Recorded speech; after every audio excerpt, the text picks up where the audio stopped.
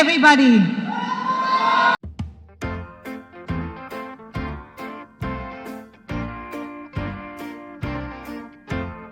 টাকা নিয়েও কেন নাচলেন না নোরা ফাতেহি, জানা গেল রহস্য।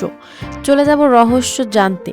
তার আগে আমার চ্যানেলটি সাবস্ক্রাইব করুন এবং লাইক কমেন্ট শেয়ার করে সাথে থাকুন। বন্ধুরা, ঢাকার মঞ্চে নোরা আসাতে উল্লাসের ঝড় উঠেছে, কিন্তু তার সাথে সমালোচনার ঝড়ও চলছে।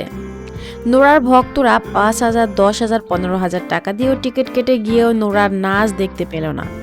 এতে ভক্তদের অনেক আক্ষেপ আছে, কিন্তু তিনি কেন নাচলেন না তা জানা গেল অবশেষে।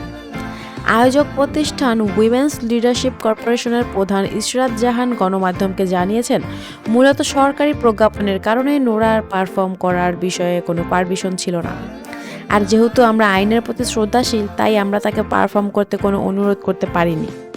তাছাড়াও 7 ঘন্টা জার্নি করে এসেছে নোরা, অনেক ক্লান্ত ছিলেন, তাই সে অবস্থায় আমরা তার সঙ্গে কথা বলতেও পারিনি।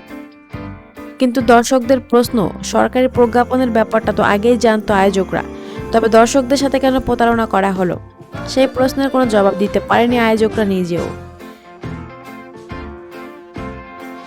এর আগের দিন 1:20 মিনিটে হজরত শাহজালাল আন্তর্জাতিক বিমানবন্দরে নামেন নোরা ফাতেহি।